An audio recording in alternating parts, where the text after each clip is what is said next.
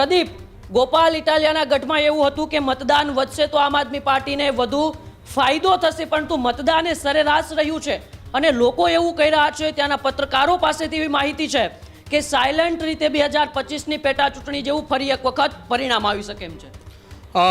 ઉમંગ, વિસાવદર અને જુનાગઢ ગ્રામ્યનો પંથક જે છે એ વિસ્તારની અંદર મેં ખુદ પ્રવાસ કર્યો. ભેસાણ, વિસાવદર અને જુનાગઢ ગ્રામ્યના લોકોની સાથે પણ ચર્ચા કરી. ચર્ચામાં અનેકે લોકોની સાથે મુલાકાતો પણ કરી, રાજકીય પક્ષના નેતાઓ સાથે પણ ચર્ચા કરી અને તમામની વચ્ચે જે પરિણામોની આપણે વાત કરી રહ્યા છીએ, જે એક્ઝિટ પોલની આપણે વાત કરી રહ્યા છીએ, વિસાવદર અને ભેસાણ પંથકની અંદર મતદાનની જ્યારે વાત કરવામાં આવે, સરેરાશ એ ઓછું મતદાન થયું છે, જેની પણ ચર્ચા આપણે કરી ચૂક્યા છીએ. પણ એક્ઝિટ પોલની જ્યારે આપણે ચર્ચા કરી રહ્યા છીએ, જે જિલ્લા પંચાયત અને તાલુકા પંચાયતની અંદર જ્યાં સતત એ ચર્ચાનો વિષય હતો કે શું થશે એ વિસ્તારની અંદર, એવું તો કયા પરિણામો એ વિસ્તારની અંદર આવશે કે જેના કારણે એ વિસ્તાર ખૂબ ચર્ચાની અંદર રહે છે. જો કે આ આખા ઘટનાની અંદર પરિણામો જે અત્યારે ચર્ચાઈ રહ્યા છે, જે લોકો અત્યારે વાતચીત કરી રહ્યા છે, પત્રકારો જે અત્યારે ચર્ચા કરી રહ્યા છે કે વિસાવદર અને ભેસાણ વિસ્તારની અંદર જે પરિણામો આવવાના છે એ પરિણામોની અંદર કદાચિત આવનારા સમયની અંદર એક તરફી પરિણામો ન આવે.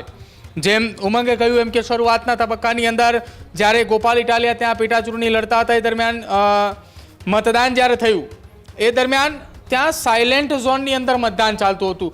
લોકોની અંદર એવું કોઈ હોહાપો નહોતો કે ગોપાલ ઇટાલિયા અહીંયા આવી રહ્યા છે, અથવા ભેસાણની અંદર, વિસાવદરની અંદર ભારતીય જનતા પાર્ટીના ઉમેદવાર કિરીટ પટેલ સામે કોંગ્રેસના ઉમેદવાર એ નીતિન રાણપરિયા પણ હતા પેટા ચૂંટણીમાં. એ દરમિયાન જે માહોલ સર્જાયો તો કોંગ્રેસના દિગ્ગજોએ આખી ચૂંટણી પ્રચાર પ્રસારની અંદર હતા, ભારતીય જનતા પાર્ટીના પણ દિગ્ગજો હતા.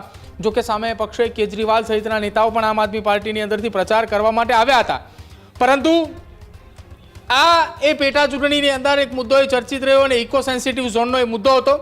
જો કે એ મુદ્દા બાદ પેટા ચૂંટણી પૂરી થઈ અને ત્યારબાદ ગોપાલ ઇટાલિયાની જીત થઈ હતી. એ જીત બાદ હવે પરિણામો બદલાવા તરફ એટલા માટે જઈ રહ્યા છે. વિસાવદર અને ભેસાણ વિસ્તારની અંદર હું ફરીને આવ્યો છું.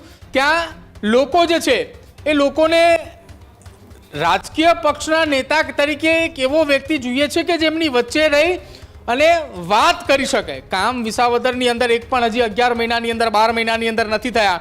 લોકોને કામથી કોઈ મતલબ નથી. લોકોને એવા વ્યક્તિત્વની જરૂર છે કે જે લોકોની વાત કરે. આ જ પ્રકારની તમામ અપડેટ જોવા માટે ન્યૂઝરૂમ ગુજરાતને લાઇક, શેર અને સબસ્ક્રાઇબ કરવાનું ભૂલતા નહીં.